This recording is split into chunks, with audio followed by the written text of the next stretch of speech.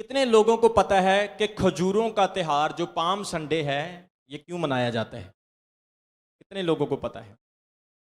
Okay, कुछ लोग यहां पर नए आए होंगे, उनको भी मैं बता देना चाहता हूं कि पाम संडे, पाम का मतलब खजूर होता है, संडे का मतलब एतवार होता है। पाम संडे मतलब खजूरों का एतवार।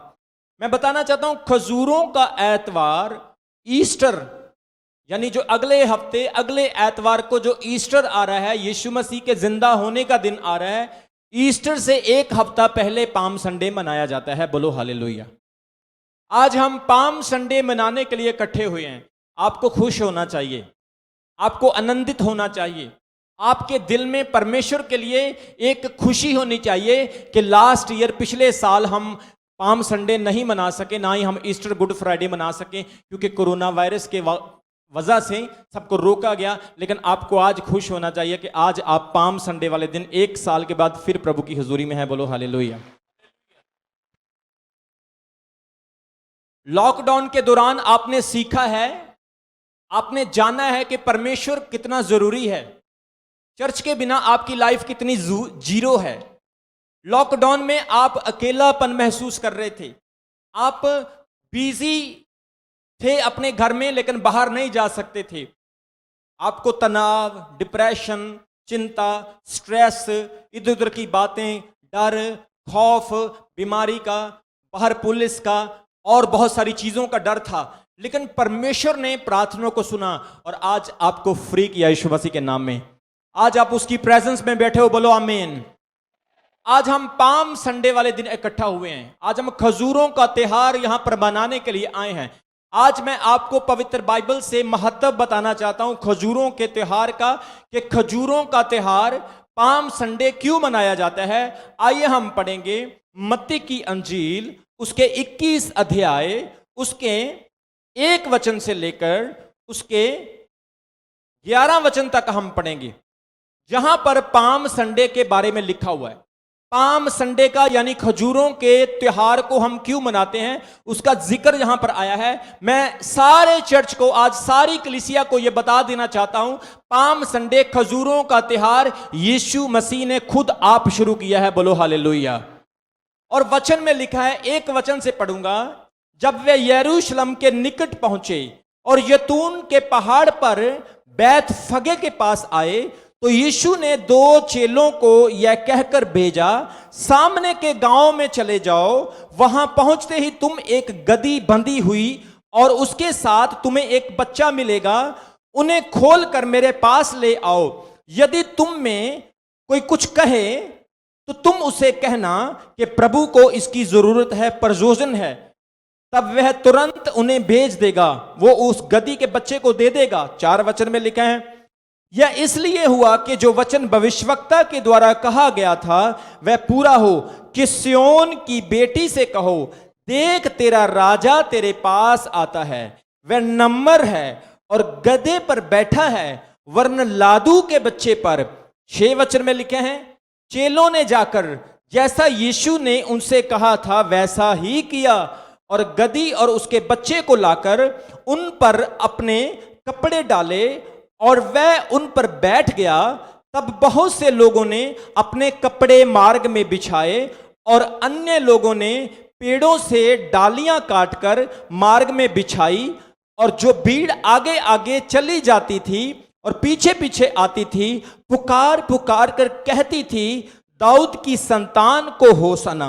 धन्य है वह जो प्रभु के नाम से आता है, आकाश में होसना। 10 वचन में लिखा है, जब उसने यरूशलेम में प्रवेश किया तो सारे नगर में हलचल मच गई और लोग कहने लगे, यह कौन है? लोगों ने कहा, यह गलील के नासरत का भविष्यवक्ता यीशु है। बोलो हालेलुया। हालेलुया। आपका हालेलुया छोटा नहीं होना चाहिए। हालेलुया।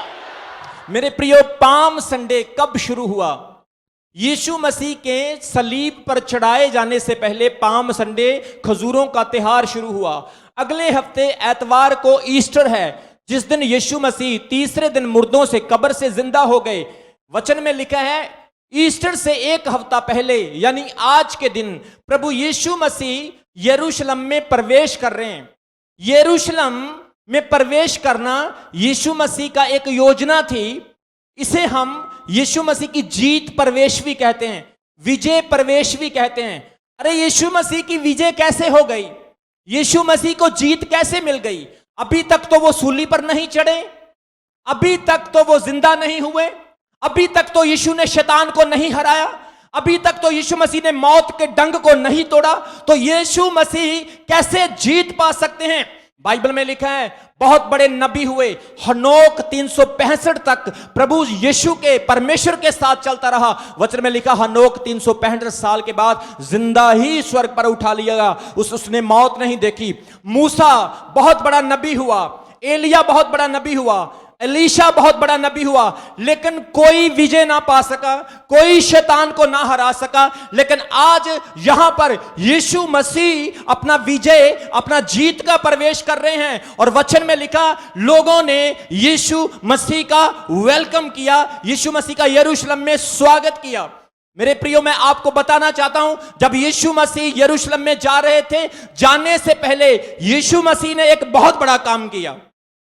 यीशु मसीह ने एक बहुत बड़ा अद्भुत काम किया। क्या? जब आप पीछे वाले वचनों में पढ़ोगे, वहां पर लिखा यीशु मसीह मार्था और मरियम के घर बैथनी में गए। बैथनी का अर्थ है गरीबी का घर, लाचारी का घर, उदासी का घर, अशांति का घर। प्रभु यीशु मसीह बैथनी में गए, क्योंकि बैथनी में वचन कहता है यीशु मसीह का मित्र लाजर मर गया था, और यीशु मसीह ने वहां जाकर आंसू बहाए, अपने दिल को खोला, और वचन में लिखा यीशु मसीह ने अपने मित्र लाजर को आज वहां पर जिंदा किया। बोलो हालेलुया। 4 दिन के मुर्दे को यीशु मसीह ने जिंदा किया। बोलो हालेलुया। जिंदा करने के बाद यीशु मसीह आज अपने चेलों को कहते हैं जाओ, चले जाओ, मैं तुम्हें आज्ञा देता हूं कि जब तुम नगर में जाओगे तुम्हें एक गदही मिलेगी, और उसके पास उसका एक बच्चा बांधा हुआ मिलेगा, उसे खोलकर मेरे पास लेकर आओ। अगर उसका मालिक पूछे कि क्या प्रॉब्लम है, क्यों इसे ले जा रहे हो, तो तुम कह देना कि प्रभु यीशु को इसकी जरूरत है। बोलो हालेलुया।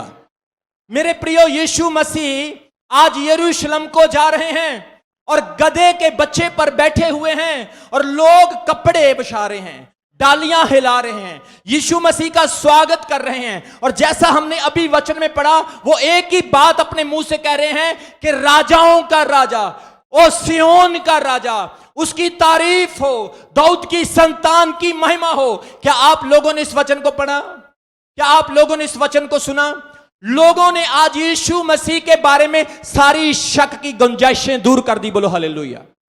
लोगों ने यीशु मसीह के लिए पूरा अपना हृदय खोल दिया। बोलो हालेलुया। लोगों ने यीशु मसीह के लिए अपने कीमती से कीमती कपड़े उसके पांव में बिछा दिए। बोलो हालेलुया।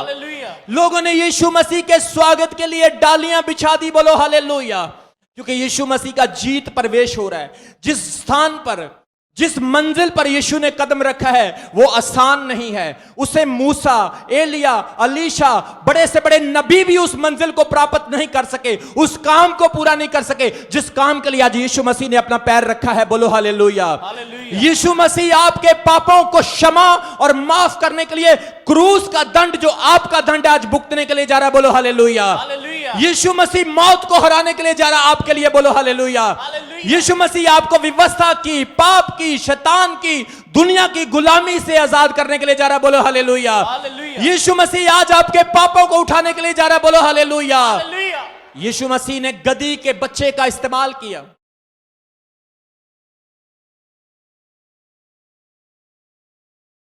लोग यीशु मसीह को राजा कह रहे हैं, लेकिन एक राजा गदही के बच्चे पर क्यों बैठ रहा है भाई? उसे तो शेर पर बैठना चाहिए, हाथी पर बैठना चाहिए, घोड़े पर बैठना चाहिए। अरे हमारे इंडिया का कल्चर है, गधे को बहुत नीच समझा जाता है। अगर कोई गधी के बच्चे पर बैठ जाए तो उसे बेइज्जती माना जाता है। लेकिन आज से 2020 साल पहले, आज से कई हजारों साल पहले हमारा परमेश्वर यीशु मसीह गधी के बच्चे पर क्यों बैठा? क्योंकि वहां पर लिखा वह नमर और गधे पर बैठा है। गधा युद्ध का प्रतीक नहीं, गधा लड़ाई करने वाला नहीं। आपने कभी किसी योद्धे को, किसी सूरवीर को, किसी सिपाही को गधे पर बैठकर लड़ाई करते हुए नहीं जाते देखा। आपने घोड़े पर बैठे हुए देखा, हाथी पर बैठे हुए देखा, आपने और तेज भागने वाले जानवरों और रथों पर बैठा देखा होगा, लेकिन गधी पर नहीं। यीशु मसीह का गधी पर बैठने का मतलब क्या है कि वो नम्र है, वो लड़ाई करने वाला नहीं है, वो विरोध और फूट पैदा करने वाला नहीं है, वो शांति का राजा है। जोर से बोलो हालेलुया। वचन में लिखा, यशाया नबी ने यीशु मसीह के पैदा होने से कई सौ साल पहले यह भविष्यवाणी करके कहा, देखो हमें एक पुत्र दिया गया, हमें एक बालक मिला, राज्य उसके कांधे पर होगा, प्रभुता उसके कांधे पर होगी, उसका नाम इस तरह से बुलाया जाएगा, अच्छी सलाह देने वाला, पराक्रमी परमेश्वर, अनादि काल का पिता और शांति का राजकुमार। हमारा राजा युद्ध करने वाला नहीं, शांति देने वाला। बोलो हालेलुया। यीशु मसीह के राज्य में किसी का खून नहीं बहेगा, यीशु मसीह के राज्य में लोगों को बचाया जाएगा। बोलो हालेलुया। यीशु मसीह के राज्य में लोगों को शांति, जीवन, आनंद, लोगों को सुकून मिलेगा। बोलो हालेलुया। वचन में लिखा, वो गधी के बच्चे पर बैठा और गधी के बच्चे पर बैठकर जा रहा है। जब हम पहला राजा उसके 1 अध्याय उसके 33 वचन में पढ़ते हैं, पहला राजा 1 अध्याय उसके 33 वचन में लिखा है कि गधी के बच्चे का इस्तेमाल राजा लोग करते थे।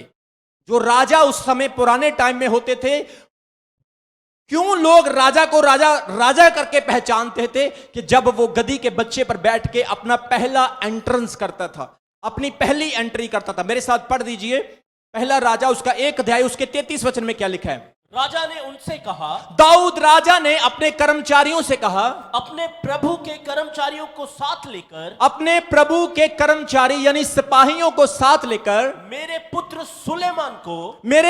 सुलेमान को मेरे निज खच्चर पर चढ़ाओ। इस लाइन को अंडरलाइन करें। वो कह रहा है मेरे निज खच्चर पर चढ़ाओ। राजा अपने खच्चर पर किसी को बैठने नहीं देता था उस वक्त, सिर्फ उसी को जो बहुत खास होता था, जिसे वो प्यार करता था। और बाइबल कहती है, दाऊद ने जब सुलेमान का अभिषेक किया तो सुलेमान को दाऊद के निज खच्चर पर बिठाया गया, मतलब कि उसे राजा घोषित किया गया। वचन में दूसरा राजा 9:13 में लिखा, जब येहू राजा बना।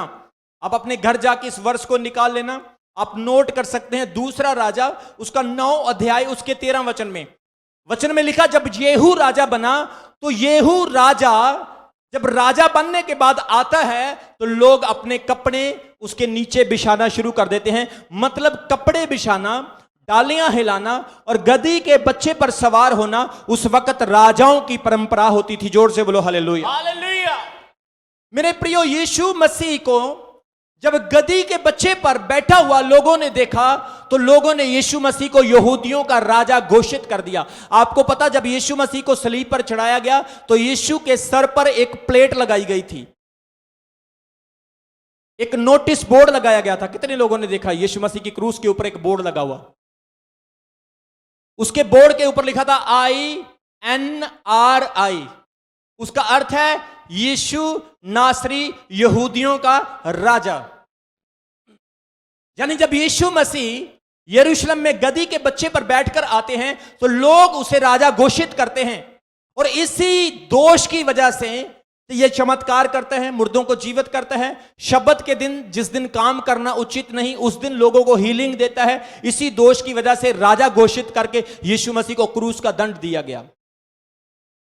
लेकिन यशायाह उसके 53 अध्याय 53 में पहले से यह भविष्यवाणी हो चुकी थी कि यीशु मसीह हमारे और आपके पापों के लिए क्रूस पर मरेगा। वो आपके और मेरे गुनाहों को क्रूस पर उठाएगा। आपकी बीमारियों के लिए, आपकी कमजोरियों के लिए यीशु मसीह दंड सहेगा। यह पहले से भविष्यवाणी हो चुकी थी। लेकिन यह तो होना ही था, क्योंकि अगर आज हमारे पास उद्धार है, साल्वेशन है, स्वर्ग का दरवाजा खुल चुका, तो सिर्फ यीशु मसीह के बलिदान की वजह से। जोर से बोलो हालेलुया। हालेलुया। इन लोगों ने यीशु मसीह को राजा घोषित किया और एक राजा का वेलकम किया जा रहा है। उसके नीचे कपड़े बिछाए जा रहे हैं। जब मैं आज एंट्री कर रहा था तो बहुत सारी बहनों ने अपनी चुन्नियां बिछा दी, अपने कपड़े बिछा दिए। लेकिन मैं उनको बताना चाहता हूं, मैं यीशु मसीह नहीं हूं, मैं उसका सेवक हूं। मैं उसका दास हूं, लेकिन आपने यह किया, शायद आपको प्रभु के आत्मा ने उभारा, आपने इसलिए किया। आपको परमेश्वर इसके लिए अबंडेंट ब्लेसिंग दे यीशु मसीह के नाम में। हालेलुया, आमेन। लेकिन हमने पवित्र बाइबल में क्या देखा कि यीशु मसीह के नीचे जब कपड़े बिछाए जा रहे हैं, डालियों से उसका स्वागत किया जा रहा है, तो यहूदी जो कट्टरपंथी हैं वो जेलस करने लगे, वो जलने लगे। क्यों? क्योंकि ये सब तो एक राजा के साथ किया जाता है। मेरे प्रियो, आज इस वचन से आपको सिखाना चाहता हूं, खजूर की डालियां आज हिल रही हैं, आज कपड़े बिछाए जा रहे हैं, लेकिन आज परमेश्वर कह रहा है आप अपने तन के कपड़े नहीं, अपने मन के कपड़े प्रभु के आगे बिछाओ। आमेन। आज अपने दिल को प्रभु के लिए खोलो, बोलो हालेलुया। हालेलुया। आज आपने प्रभु के सामने अपने आप को समर्पित करना है, बोलो हालेलुया। वचन में लिखा है यीशु मसीह जब एंटर कर रहे थे तो लोगों ने उसका स्वागत किया, लोगों ने उसकी महिमा की, लोगों ने उसको राजा कहा और हो सना करके उसको तारीफ दी, उसको महिमा दी। हो सना का मतलब है परमेश्वर की स्तुति हो, परमेश्वर की तारीफ हो। और हो सना का दूसरा मतलब यह भी निकलता है भजन संहिता 118 के मुताबिक, सेव अस नाउ, प्रभु अभी हमें बचा ले। जोर से बोलो हालेलुया, हालेलुया। जोर से बोलो हालेलुया। हालेलुया। इसलिए परमेश्वर के वचन में आज हमने पढ़ा कि खजूरों का त्योहार क्यों मनाया जाता है। इस दिन यीशु मसीह ने यरूशलेम में प्रवेश किया था और यीशु मसीह का लोगों ने स्वागत किया था और उसे राजा घोषित कर दिया था। और क्या कहा कि हमारे लिए यहूदियों का राजा और कोई नहीं, सिर्फ यीशु है। समझ आ गई आपको? जोर से बोलो हालेलुया। कुछ लोग सोच रहे होंगे ये खजूर की डालियां क्यों हिला रहे हैं, कपड़े क्यों बिछा रहे हैं। लेकिन जब आप पवित्र बाइबल को पढ़ते हैं ना, तो आपको समझ आती है कि एक एक चीज जो वचन में लिखी है वो प्लानिंग से बाहर नहीं, वो सारी चीजें परमेश्वर की प्लानिंग, उसकी योजना में है। आमेन। हालेलुया।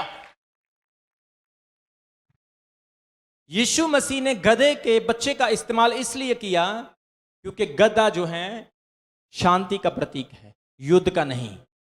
दूसरी चीज, गधे पर राजा लोग बैठकर जाया करते थे अपनी निज खच्चर पर। इसका मतलब गद्दी के बच्चे पर बैठने का मतलब यीशु मसीह की राजा करके पहचान है। रेवलेशन प्रकाशित वाक्य में लिखा वो राजाओं का राजा और प्रभुओं का प्रभु है। जकरिया नबी ने 9 अध्याय उसके 9 वचन में भविष्यवाणी की कि हे सियोन की बेटी, देख तेरा राजा आ रहा है और वो गद्दी के बच्चे पर विराजमान बैठा है और वो नम्र है, हम्बल है। यीशु मसीह इस संसार में आए, उनके मुंह पर थूका गया, उसके सर पर कांटों का ताज पहनाया गया, उसकी पीठ पर 39 कोड़े मारे गए, यीशु मसीह को लज्जित किया गया, उसकी दाढ़ी को नोचा गया, वो बेइज्जत हुआ, उसके कपड़े फाड़ दिए गए और वो उसे मारते थे, कहते थे कि तू तो भविष्यवाणी करता है, अब भविष्यवाणी कर, अब बता तुझे किसने मारा। लेकिन यीशु मसीह यशाया नबी की भविष्यवाणी के मुताबिक इस तरह से चुप रहा जिस तरह से भेड़ ऊन कतरने के समय चुप रहती है। हालेलुया। यीशु मसीह का गद्दी के बच्चे पर बैठकर आना, एक राजा होना यीशु मसीह को घोषित करता है, एक भविष्यवाणी के तहत ये होता है। और सबसे बड़ी चीज, यीशु मसीह का स्वभाव, उसका चरित्र रिप्रेजेंट करता है। आज पूरी दुनिया में सबसे ज्यादा क्रिश्चियन लोग हैं। आप अमेरिका जाओ, इंग्लैंड जाओ, ऑस्ट्रेलिया जाओ, कनाडा जाओ, ब्राजील चले जाओ, पूरी की पूरी कंट्रीज मसीही हैं, क्रिश्चियंस हैं। उन कंट्रीज में चले जाओ, आपकी जान को कोई खतरा नहीं। आज लोग अपनी जमीनें बेच बेच कर वहां पर जाना पसंद करते हैं। क्यों? क्योंकि वहां पर शांति है, वहां पर पीस है। ऐसी देश हैं, मैं तो उन कंट्रियों में गया हूं, ऐसी कंट्रीज हैं, अगर आपने कोई गलती की, आपने कोई मिस्टेक की, केस लड़ने के लिए आपके पास पैसे नहीं है, गवर्नमेंट आपको पैसे देती है कि ये पैसे ले लो, हमारे खिलाफ ही केस लड़ो। शांति, जहां जहां पर यीशु मसीह आपको मिलेगा वहां पर इंसानियत और शांति वहां पर दिखाई देगी। बोलो हालेलुया। हालेलुया। यीशु मसीह को शांति का राजा कहा गया, और आज जब यीशु मसीह यरूशलेम में प्रवेश हुए तो लोगों ने अपने कपड़े बिछा दिए एक राजा का स्वागत करने के लिए। एक राजा का वेलकम कैसे किया जाता है? दिल खोलकर, पूरे मन से। आज यीशु मसीह का स्वागत करना है आपने। आपने ताली बजाकर, अपने दिल को खोलकर, खजूर की डालियां हिलाकर आपने कहना है, प्रभु मैं तेरा स्वागत करता हूं, मेरे दिल में आ। प्रभु मैं तेरा वेलकम करता हूं, मेरी जिंदगी में आ। जब आप इस तरह से कहोगे, आप देखोगे अपनी जिंदगी में वो चलता फिरता नजर आएगा। बोलो हालेलुया। हालेलुया। मैं सोचता हूं कि जब यीशु मसीह इस गधे पर बैठे हैं तो ये गधा बहुत खुश हो रहा होगा आज। जब दूसरे गधे साथ में बंधे होंगे तो ये गधा जा रहा है और उनकी तरफ देखकर कह रहा है, देखो तुम बंधे हुए हो, आज मेरे नीचे कपड़े बिछाए जा रहे हैं। देखो लोग मेरी रिस्पेक्ट कर रहे हैं, फूल बरसा रहे हैं। याद रखो मेरे प्रियो, आज से कुछ साल पहले आपका और मेरा जीवन भी गधों के समान था। हम लोग सिर्फ दुनिया का बोझ उठाए रहे थे, लेकिन यीशु मसीह ने हमें मौका दिया कि हम प्रभु का बोझ उठा सकें। जब यीशु मसीह हम पर सवार हुआ, हम गधों की वैल्यू हो गई। लोग हमारे नीचे कपड़े बिछाने लगे। आज अगर कोई पास्टर, कोई विश्वासी कहे मेरी बहुत इज्जत है, लोग बहुत मुझे रिस्पेक्ट देते हैं, तो याद रखो, इस चीज को याद रखना, इस गधे पर कोई बैठा हुआ है। हालेलुया। Praise the Lord. यीशु मसीह जब जा रहे हैं, मैं सोचता हूं आज वैज्ञानिक साइंटिस्ट रिसर्च कर रहे हैं, और साइंटिस्ट, किसी को यीशु मसीह की सलीब मिली, लकड़ी जो जिस क्रूस पर यीशु मसीह लटकाए गए, वैज्ञानिकों को वो सलीब मिली। उन्होंने शीशे में उसको बंद करके रखा। प्रभु यीशु मसीह के कपड़े जो प्रभु पहनते थे उस वक्त, जिन कपड़ों को लोगों ने छुआ और हीलिंग हो गई, वो कपड़े आज भी शीशे में बंद करके संभाल के रखे हुए हैं। मैं सोचता हूं आज जो बाइबल की चीजें, पुरानी चीजें लोगों को मिल रही है, वो कैसे उनको संभाल संभाल के रखे हुए हैं। लेकिन हमसे ज्यादा तो ये गधा लकी था जिसके ऊपर यीशु मसीह बैठा। कमाल हो गई। आज कुछ लोग जो यहां पर बैठे हैं, जो प्रभु से दूर हैं, आप इस चीज को जान लें, आपसे अच्छे तो गधे हैं।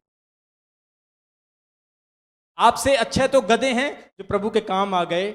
हम तो इंसान हो के भी उसके काम नहीं आते। सोच कर देखो, अगर थोड़ी सी प्रभु के लिए कोई मुश्किल सहनी पड़े, हम सह नहीं सकते, लेकिन वो गधा यीशु मसीह का बोझ उठा के चल रहा है। वो कह रहा है, प्रभु तू चलता रहे, बस मेरी टेंशन मत ले, मैंने तेरा बोझ उठाया हुआ है। इसलिए कभी अगर प्रभु की सेवा के लिए आपको मौका मिलता है, भागो मत। प्रभु की सेवा के लिए अगर आपको अपॉर्चुनिटी मिलती है ना, खुशी से करो, आनंद से करो। ये मौका किसी किसी को मिलता है। ये गधा आज सारा फायदा ले गया। देखो प्रभु का बोझ उठा के चल रहा है और मूछों को ऐसे ऐसे करता होगा, देखो दूसरे गधों को है? अगर आप प्रभु की सेवा करोगे, आप भी अपने पड़ोसी को, अपने नेबर्स को बोलोगे, हाँ देखो आज मैं प्रभु की सेवा कर रहा हूं, प्रभु ने मुझे मौका दिया सेवा करने का। बोलो हालेलुया। हालेलुया। सेवा में बरकत है मेरे प्रियो, सेवा में आशीष है। जब आप सेवा करते हो, सेवा का फल आपको बहुतायत से मिलता है। बोलो हालेलुया। हालेलुया। कितने लोग सेवा करना चाहते हैं? मैं कहता हूं, वो वचन में लिखा ना, एक जबूर हम गाते हैं, परमेश्वर गधों, जानवरों को इस्तेमाल करता है, लेकिन आप तो जानवरों से बढ़कर हो। आपके पास चॉइस है, जानवरों के पास चॉइस नहीं है। तो क्या आपको प्रभु का काम नहीं करना चाहिए? थोड़ा सा दुख आपको प्रभु के लिए नहीं उठाना चाहिए? थोड़ा सा दुख आ जाए तो हम कहते मैंने नहीं अब चर्च जाना भाई। अच्छा तू मुझे चर्च लेके गया था, मुझे बरकत तो मिली नहीं, बता अब। वो बेचारा ऐसे ऐसे हो जाता है, शांत सा हो जाता है, उदास सा हो जाता है, यार मैं इसको चर्च लेके गया, इसका काम नहीं हुआ, अब मुझे शर्मिंदगी हो रही है। उसको बोलो गधे की तरह बनो जिसने यीशु के लिए कुछ किया। और वो गधा, एक गधा प्रभु के लिए इस्तेमाल हुआ, और उस गधे का जिक्र आज बाइबल में दर्ज हो गया। जोर से बोलो हालेलुया। नहीं तो कौन पूछता है गधों को? गधों को कोई पूछता है? लोग कहते हैं चलो तू खोते दा खोता ही रहना, तुझे अकल नहीं आएगी, लेकिन इस गधे ने गधों की शान बढ़ा दी। जोर से बोलो हालेलुया। हालेलुया। इसलिए प्रभु के काम आना है। इस गधे पर यीशु मसीह बैठा। आज यीशु के कपड़े, यीशु की सलीब, यीशु के कील, वो कोड़े, हर एक चीज वैज्ञानिकों ने इकट्ठी कर ली, शीशे में बंद करके रखती। लोग दर्शन करने के लिए जाते हैं, उन कपड़ों को छूने के लिए जाते हैं, उस सलीब को टच करने के लिए जाते हैं। तो देखो, प्रभु की सेवा का मौका जब आपको मिलता है। मैं एक चीज आपको बताना चाहता हूं, जितने चर्च के लोग यहां पर हैं, जिंदगी प्रभु ने दी है, ये बहुत सुंदर जिंदगी है। इट्स ब्यूटीफुल लाइफ, एक ही बार मिली है। और इस जिंदगी में आप कुछ ऐसा करो, दुनिया के लिए आपने किया, अपने परिवार के लिए किया, अपनी पत्नी के लिए किया। सारी जिंदगी करते रहोगे, दुनिया खुश नहीं होगी। लेकिन कुछ ना कुछ इस संसार में आए हो तो प्रभु के लिए जरूर करो। इस गधे को मौका मिला, इसने पूरा फायदा उठाया, इसने पूरा लाभ उठाया। कितने लोगों को आज पाम संडे के बारे में पता चल गया? सभी को चल गया? कुछ लोगों को मेरा चेहरा नहीं दिखाई दे रहा है ये स्क्रीन की वजह से, लेकिन सबको पता चल गया आज। तारीफ करो जोर से, ताली बजाकर जोर से। हालेलुया। अभी हमने आपको बताया कि गधे पर यीशु मसीह का सवार होना क्यों जरूरी था। पाम संडे का मतलब अभी मैं बताऊंगा कि ये खजूर की डालियों का क्या अर्थ है। खजूर की डालियां क्यों इस्तेमाल की गई, क्यों हम इसे ऐसे हिला रहे हैं। पुराने नियम में यीशु मसीह के आने से पहले, मूसा के टाइम में, लेविया व्यवस्था, एक्सोडस के टाइम में, याजकों के समय में, जब कभी भी लोग परमेश्वर की हजूरी में जाते थे और जब वो परमेश्वर की तारीफ करते थे तो खजूर की डालियों को हिला हिला के प्रभु की तारीफ करते थे। और वही ट्रेडिशनल, वही परंपरा चली चली यीशु मसीह तक भी पहुंची। और दूसरी चीज, बाइबल का महत्व खजूर की डाली में क्या कहता, आइए हम पढ़ेंगे भजन संहिता, साम भजन संहिता, उसका 92वें अध्याय, उसके 12 वचन में। साम चैप्टर 92 वर्स 12। धर्मी लोग खजूर के समान फूले फलेंगे। धर्मी लोग खजूर के समान फूले और फलेंगे। खजूर की डाली हमने हाथ में क्यों पकड़ी है? क्योंकि परमेश्वर अपने लोगों की तुलना खजूर के पेड़ की तरह करता है। वो ऐसे नहीं कहता कि तुम पीपल के पेड़ हो, या तुम सफेदे, या तुम कोई और फल के पेड़ हो। वो कहता तुम खजूर की नाई हो। यहां पर जिक्र आया है धर्मी लोग। क्या जिक्र आया है?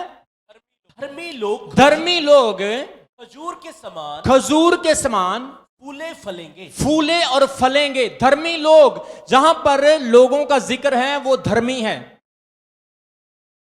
अगर आज आप रास्ते में जा रहे हो, मान लो आप सड़क के ऊपर जा रहे हो, आप किसी को बोले ओ धर्मी भाई कैसे हो, वो बड़ा स्ट्रेंजरली आपको देखेगा, अरे मुझे धर्मी क्यों बोल रहा है।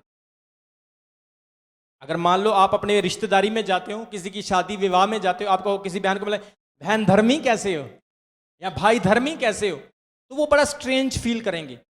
अगर आप बोलेंगे you are very smart person, वो खुश हो जाएगा। अगर आप उसको बोलोगे you are very good person, वो और खुश हो जाएगा। Very compassionate, very hard worker, wonderful man, gentleman, वो बहुत खुश होगा। लेकिन जैसे ही आप उसको बोलोगे आप एक धर्मी व्यक्ति हो, कैसे हो, तो वो स्ट्रेंजरली फील करेगा। हर एक का धर्मी बनना आसान काम नहीं। धर्मी वही बनता है जिसको परमेश्वर बनाता है। इसलिए वचन में लिखा कहता धर्मी जन जो है खजूर के समान होगा। धर्मी किसे कहते हैं? जिसकी जिंदगी में परमेश्वर होता है। हमने क्या पढ़ा कि धर्मी जन खजूर के समान, खजूर के समान फूले फलेंगे, फूले और फलेंगे। खजूर के समान परमेश्वर ने क्यों कहा? क्योंकि खजूर एक ऐसा पेड़ है जो किसी पर डिपेंड नहीं होता। कितने लोगों ने खजूर देखी? खजूर किसी पर डिपेंड नहीं होती। खजूर रेगिस्तान में भी बिना पानी के उगी रहती है। परमेश्वर आपकी तुलना ऐसे पेड़ के साथ नहीं करता है जो तूफान में बिना पानी के सूख जाए। प्रभु कहता है मैं तुम्हारी तुलना ऐसे पेड़ के साथ कर रहा हूं जो कभी बिना पानी के भी रह सकता है। जोर से बोलो हालेलुया। हालेलुया। इसलिए वचन में लिखा है धर्मी लोग खजूर के समान होंगे जो 90 फुट तक बढ़ सकता है। खजूर की डालियां कितनी सुंदर लगती हैं, ये हरी हैं। खजूर को फल लगे चाहे ना लगे, लेकिन खजूर कभी सूखा हुआ नहीं मिलेगा। बहुत कम चांसेस, खजूर हर परिस्थिति में खड़ा रहता है, 90 फीट तक बढ़ सकते हैं। खजूर के फल बहुत महंगे और मीठे होते हैं। खजूर जहां पर भी आपको मिलेगी दिखने में सुंदर लगेगी। जब मैं दुबई गया तो मैं जैसे ही प्लेन से जहाज से नीचे उतरा और मैं अपनी गाड़ी में बैठकर निकल रहा हूं, उन्होंने सड़क के ऊपर, रोड के ऊपर खजूर के पेड़ लगाए हुए हैं और इतने सुंदर लग रहे हैं, बहुत ब्यूटीफुल लग रहे हैं। पाम ट्री, आजकल भी आपने देखा होगा अमीर अमीर लोगों के घरों में पाम ट्री लगे होते हैं। क्यों लगाते हैं? वो सुंदर लगते हैं। और भी बहुत सारे शहरों में, देशों में देखा होगा पाम ट्री लगाए जाते हैं, क्योंकि पाम ट्री जो है दिखने में सुंदर है। प्रभु चाहता है कि मेरे लोग सबसे सुंदर हों। जोर से बोलो हालेलुया। हालेलुया। प्रभु कहता है मेरे लोग सबसे लंबे हों। बोलो हालेलुया। हालेलुया। प्रभु कहता है मेरे लोग बिना पानी के भी जिंदा रहें। जोर से बोलो हालेलुया। हालेलुया। प्रभु कहता है मेरे लोग खजूर के समान होंगे। खजूर की जिसकी लंबी जिंदगी होती है। परमेश्वर नहीं चाहता है आप थोड़े समय के आनंद में रहो, प्रभु चाहता आप लंबा आनंद पाएं, आप लंबी सुकून वाली जिंदगी जिए। आज कितने लोगों को सुकून वाली जिंदगी चाहिए? कितने लोग चाहते हैं कि मैं रेगिस्तान में भी बना रहूं? खजूर की टहनियां बहुत काम की होती हैं। बहुत सारे लोगों ने देखा होगा इसके झाड़ू भी बनते हैं, और वही झाड़ू आप पर भी प्रभु घुमाने वाला जो लोग प्रार्थना नहीं करते। जोर से बोलो हालेलुया। इसलिए याद रखो, खजूरों के त्योहार को ऐसे वैसे मत समझना। प्रकाशित वाक्य में इसकी भविष्यवाणी हुई है। यूहन्ना दर्शन देखता है और दर्शन में क्या कहते हैं? स्वर्ग में मैंने बहुत सारी जातियों को देखा और वो जातियां मेमने के सामने खड़ी हैं और खजूर की डालियां हिलाकर उसकी महिमा कर रही है। ये खजूर की डालियां एक विक्ट्री को, एक जीत को दर्शाती हैं। आप हाथ कब हिलाते हैं? आप उछलते कब हैं? आप जय जयकार कब करते हैं? जब आपको खुशी और जीत मिलती है। ये डालियां हमारी जीत को प्रकट करती हैं, क्योंकि यीशु मसीह हमारे लिए मरा नहीं, जिंदा हो चुका है। जोर से बोलो हालेलुया। हालेलुया। यीशु मसीह ने शैतान पर, पाप पर, मृत्यु पर जीत पाली है। बोलो हालेलुया। हालेलुया। इस संसार में बड़े नबी पैदा हुए, बड़े पैगंबर पैदा हुए, सबने पाप किया, सबसे गलती हुई, लेकिन यीशु मसीह संपूर्ण है, पवित्र बाइबल कहता है। आज आपने पाम संडे के बारे में सीखा है। इसलिए जितने लोग सोच रहे हैं कि मैं कभी तरक्की नहीं पा सकता हूं, मैं कभी संवर नहीं सकता हूं, मेरा जीवन कभी अच्छा नहीं हो सकता है, याद रखो, अगर एक गधा अच्छा बन सकता है तो आप तो इंसान हो, आपको और भी अच्छा बनने की जरूरत है। बोलो हालेलुया। हालेलुया। कितने लोग गधों से इंसान बनना चाहते हैं? कुछ ने हाथ नहीं खड़ा किया, लगता फैसला नहीं किया अभी तक। कितने लोग दुनिया का बोझ नहीं, प्रभु का बोझ उठा सकते हैं? जोर से बोलो हालेलुया। इसलिए परमेश्वर हमारे गधों जैसे एटीट्यूड को बदलना चाहता है। एक बार एक स्कूल में एक टीचर, एक अध्यापक बच्चे को पीट रहा था, मार रहा था, और अध्यापक बच्चे को मार मार के बोल रहा है, अरे तेरे जैसे तो मैंने बहुत सुधार दिए, तू क्या चीज है? मैंने तो गधों के बंदे बना दिए, तू क्या चीज है? और वहां से एक घुमार गुजर रहा था और घुमियार ने सोचा, अरे यहां पर तो गधों के बंदे बनते हैं, और वो टीचर के पास जाता है और घुमियार कहता है, देखो टीचर जी ऐसे हैं, मेरे पास एक गधा है, इसका बंदा बना दो। बोला ठीक है, बंदा बना दूंगा। सोच में पड़ गया, बच्चे सामने बैठे हैं, अगर मना करता है तो इंसल्ट होती है। बच्चों की बेइज्जती से, इज्जत की वजह से उसने हाँ बोल दी। बोला ये मेरा गधा है, इसको बंदा बना दो। बोला ठीक है, इसको यहां पर छोड़ दो, 3 दिन के बाद आना और अपने गधे को ले लेना, ये बंदा बन जाएगा। अब बच्चे स्कूल से चले गए, छुट्टी हो गई, टीचर सोचने लगा, अरे गधे को यहां पर बांध लिया, ये तो भूखा मर जाएगा, इसका क्या करूं। उसने गधे को खोल दिया और जाने दिया। 3 दिन गुजरे, कुम्हार टीचर के पास आया और कुम्हार कहने लगा, टीचर जी मैंने एक गधा दिया था, क्या उसका बंदा बन गया। अब टीचर क्या जवाब दें, उसने तो गधे को खोल दिया और भगा दिया था। लेकिन टीचर ने बोला, हाँ हाँ भाई उसका बंदा बन गया। बोला कहाँ है वो। बोला ऐसा करो, ये साथ में एक गांव पड़ता है, वहां पर चले जाओ, जो आदमी कुर्सी पर बैठा होगा वही तुम्हारा गधा होगा। वो वहां पर चला जाता है। जैसे गांव में पहुंचता है, पंचायत लगी होती है, बहुत सारे लोग बैठे हैं और कुर्सी पर एक थानेदार बैठा, पुलिस वाला बैठा होता है। और जैसे ही वहां पर जाता है, थानेदार को देखता है, इमोशनल हो जाता है, उसके अंदर भावनाएं जाग पड़ती है कि अरे मेरा गधा कितना सुंदर बन गया और कितनी बड़ी पोजीशन पे भी लग गया। और जाता है गधे के पास और गधे को कहता है, अरे मेरे गधे, ओ मेरे गधे, मैं तुझे वहां ढूंढ रहा हूं और तू यहां आकर बैठा हुआ है। और पुलिस वाला उसकी मुंह की तरफ देख रहा है, अरे ये क्या बातें कर रहा है। उसको जफ्फियां डालने लगता है, उसको किस करने लगता है, वाह मेरे गधे तो कितना सुंदर बन गया, तो कितना अच्छा बन गया। पुलिस वालों की आदत आपको पता है, उसको गुस्सा आया, उसने जोर से उसको टांग दी, लात दी और दूर उखाड़ के फेंक दिया। और गुमार बोलने लगा, गधे से बंदा तो बन गया, लेकिन छलांग मारने वाली आदत नहीं गई अभी तक तेरी। तारीफ करें जोर से परमेश्वर की। इसलिए मेरे प्रियो, परमेश्वर कहते हैं हम जब गधों से इंसान बन जाएं तो हमारा स्वभाव भी बदल जाए, हमारा नेचर भी चेंज हो। हम चर्च आने से पहले गालियां निकालते थे, बुरा बोलते थे, गुस्सा करते थे, लेकिन जब हम चर्च आए तो हमारा एटीट्यूड चर्च के अंदर बदलना जरूरी है, हमारा स्वभाव चर्च के अंदर चेंज होना जरूरी है। मेरी बात को याद रखना, आपकी ब्लेसिंग आपके चरित्र पर निर्धारित करती है। आपकी blessing, how you talk, as you talk that way you receive. जैसे आप बोलते हो, परमेश्वर वैसे ही आपको ब्लेस करता है। कितने लोगों को आज पाम संडे की समझ आ गई। आज परमेश्वर आपको विक्ट्री देने के लिए जा रहा है यीशु मसीह के नाम में। आप जीत से बढ़कर हो, आप आशीषों से बढ़कर हो यीशु मसीह के नाम में। आमीन। परमेश्वर आपके नेचर को, आपके स्वभाव को, आपके जीवन को बदले यीशु मसीह के नाम में। हर एक शैतानी जानवरों वाली चीजें आपकी लाइफ से डिलीट हो यीशु मसीह के नाम में। आपकी गरीबी, आपके श्राप, आपके जीवन के अंधकार, आज मैं यीशु के नाम में कहता हूं आपको छोड़ के निकल जाए। हर व्यक्ति आज बहुत ताकत से बढ़कर हो। आप लोग इतिहास रचने वाले हो, लाइन में ना लगे बल्कि लाइन आपसे शुरू हो यीशु मसीह के नाम में।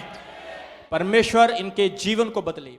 अभी हमारे चैनल को सब्सक्राइब करें। हमारे चैनल का नाम है रमन हंस मिनिस्ट्रीज और नीचे दिए गए बेल आइकन पर प्रेस करें। आप हमें फेसबुक पर भी फॉलो कर सकते हैं। हमारा फेसबुक पेज है रमन हंस मिनिस्ट्रीज। हमारा प्रेयर लाइन नंबर है 0160500800।